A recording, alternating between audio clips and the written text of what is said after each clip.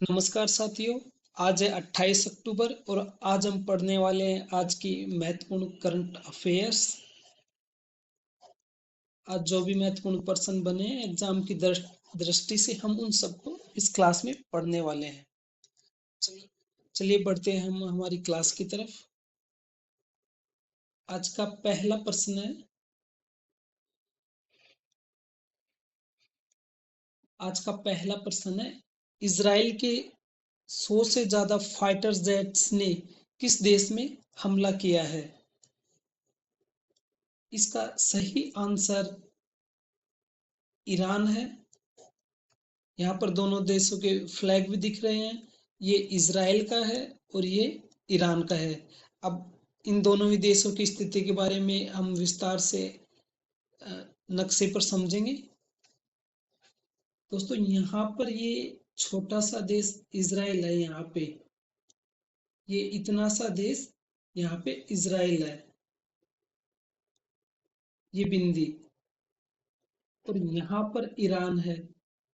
इन दोनों ही देशों के बीच में सीरिया, जॉर्डन, इराक, कई सारे देश इन दोनों की बीच में है। फिर भी इन दोनों देशों में दुश्मनी है। यहाँ से ईरान, इजराइल ने यहाँ पर इस देश पर 100 से ज्यादा फाइटर जेट से हमला किया है।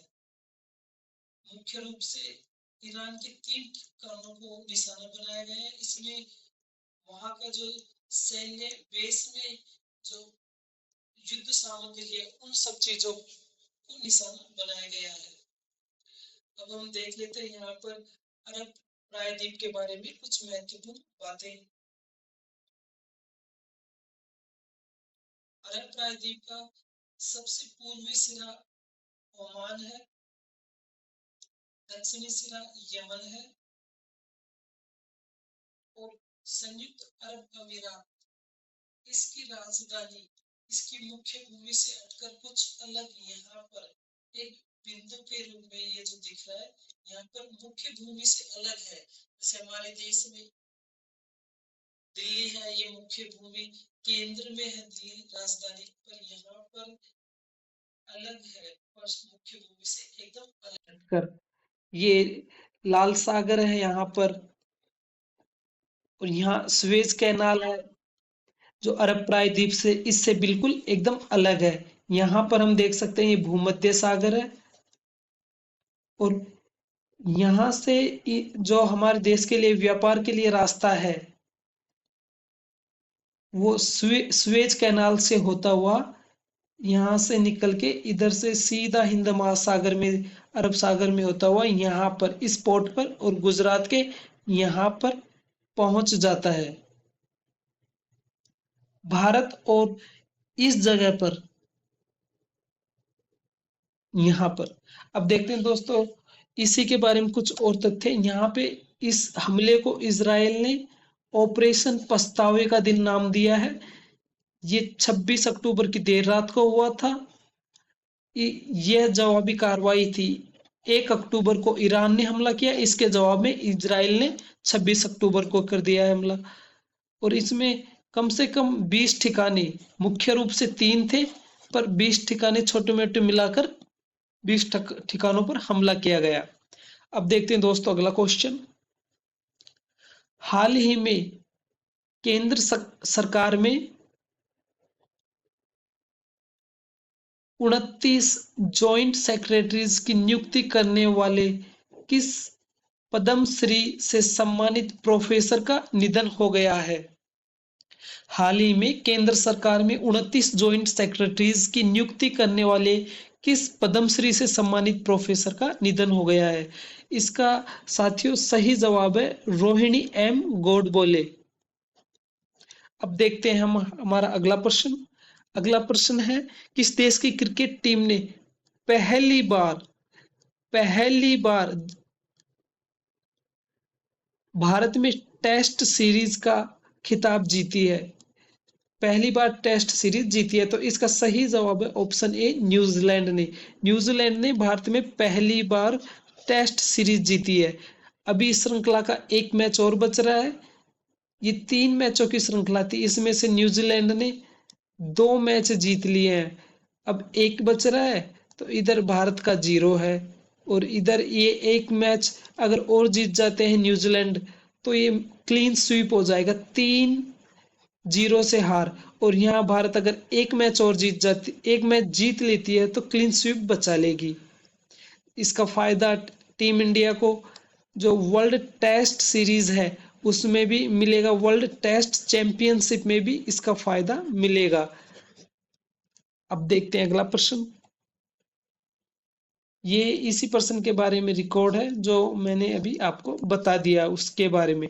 भारत अपने घर में आखिरी बार 2012 में टेस्ट सीरीज हारा था। अब तक भारत ने लगातार 18 टेस्ट सीरीज लगातार जीती हैं, और 1955 से अब तक जो टेस्ट सीरीज खेला जा रहा है भारत और न्यूजीलैंड के बीच में, उसमें पहली बार टेस्ट सीरीज न्यूजीलैंड टीम ने जीती है। अब देखते हैं अगला प्रश्न। एनटीपीसी और इंडियन आर्मी ने सस्टेनेबल डेवलपमेंट एनर्जी के विकास के लिए किस राज्य में समझौता किया है?